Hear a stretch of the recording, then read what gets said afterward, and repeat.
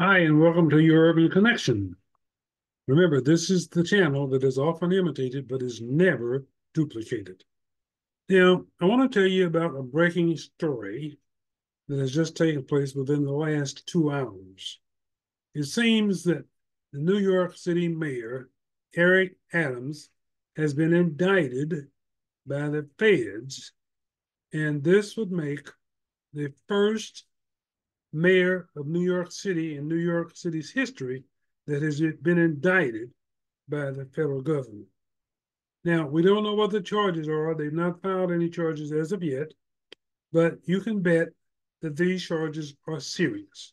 You don't go to a grand jury against the mayor of the second largest city in the country unless it is a serious matter with serious complications. And once these charges have been unsealed, which will be probably within the next 24 to 48 hours, we will know what those charges are.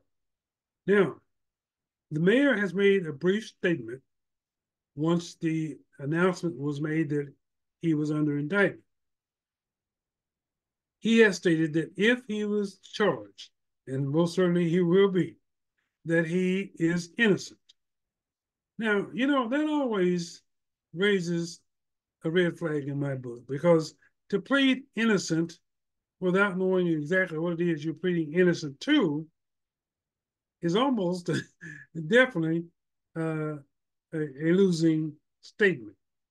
All right. So I would suggest that the mayor withhold any further statements or comments until after the charges have been announced. Because going out there just saying, well, whatever it was, I didn't do it, whatever. Well, you don't know what the hell you're pleading not guilty to just yet, sir. So just hold on. Now, the reason I say that I know these charges have to be serious is because, first of all, it's about prior to this year, the feds seized his telephone. Okay. Now, since that time, as a matter of fact, in the last just couple of weeks or months, we've seen three or four, if not more, people within his administration resign their positions. They all have been investigated. Okay. And they have all resigned. Now, so this is one of those cases where if there's smoke, there's some fire. And this fire has gotten now to the mayor's office. Okay. Now, the other reason I say that this is serious because they have widened the scope of this investigation, and now it has become an international investigation because they are investigating whatever these charges are. They've been investigating in several foreign countries, China among them, uh, and so so this is a wide-ranging investigation. I don't know. There's been rumors that it could be tied to campaign finance violations. I don't think so. I think it's going to be more than that. I think it's more serious than that. Uh, but we just don't know, and we'll have to wait until tomorrow to see. But it is known that this uh, this mayor, uh, a scandal, if I guess you want to call it that, is not new to him. If you recall, before he ran for mayor, he was uh, one of the upper echelons of the New York City Police Department. And there was some scandal involved there. If you recall, when he was running for mayor, there were allegations about how he'd been corrupted while serving the police department. So this is nothing new, but he's known about this. Like I said, he's known that he was under investigation all of this year and parts of last year because that's when it all began. And that's when they seized his telephone. So he's known that they were looking at him. So I don't know what it is he did.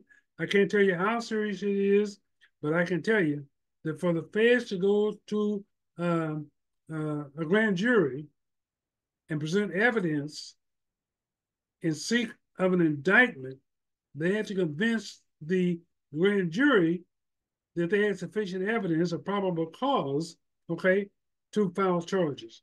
And so, really, when you look at the feds and look at their track records, as I told you before on the Diddy case, they don't lose very many. They usually win. So they've taken a long time.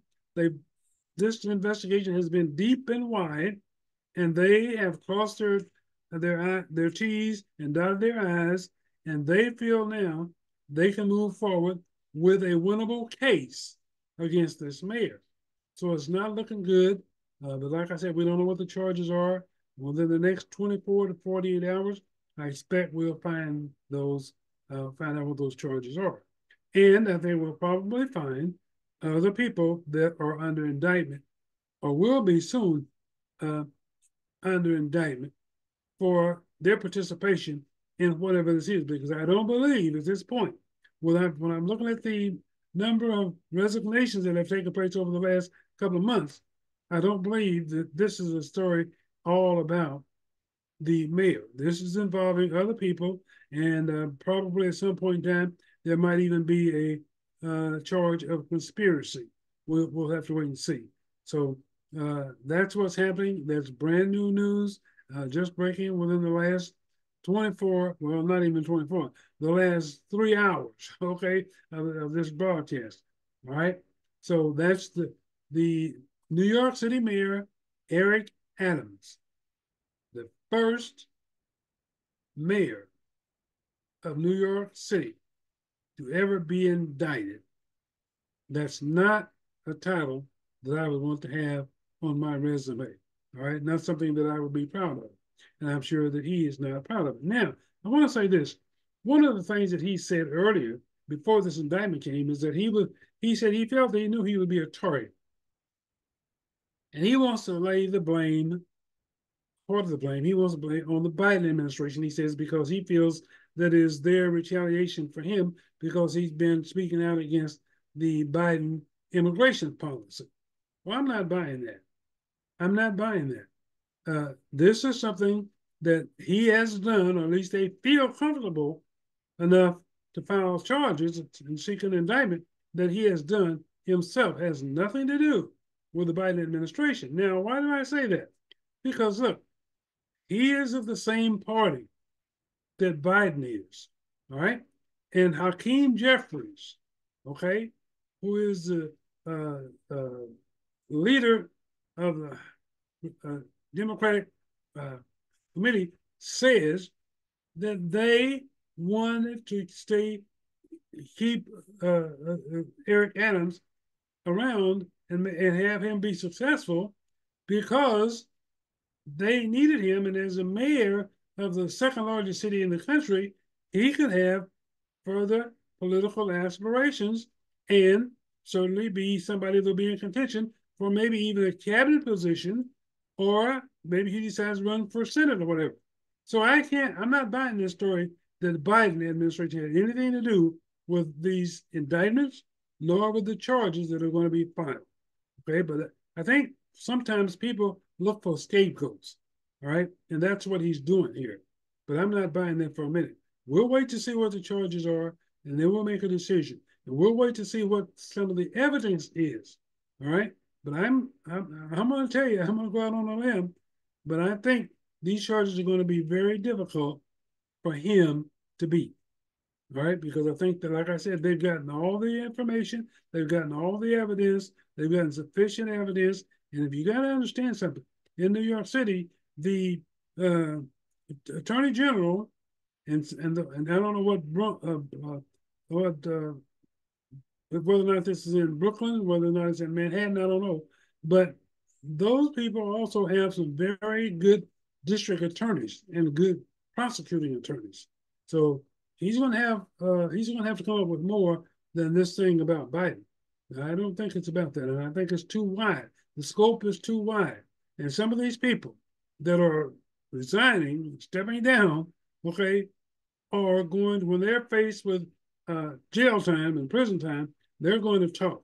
All right, so the feds are going to have some witnesses that can provide irrefutable information and evidence in the charges, whatever they are that are filed against Mayor Adams. Okay, now he at this stage is playing hardball, just like if you recall Senator Menendez of New Jersey, who was indicted and had charges filed against him, stood fast and said he was not going to resign. he will not resign. Well, Adams is fighting and playing tough right now.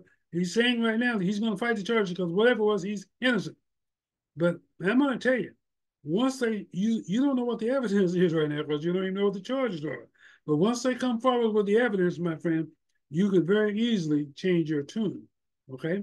Because of the fact that if you plead, if they show you the evidence and you still want to fight it, you can fight it. That's your privilege. You're entitled to do that.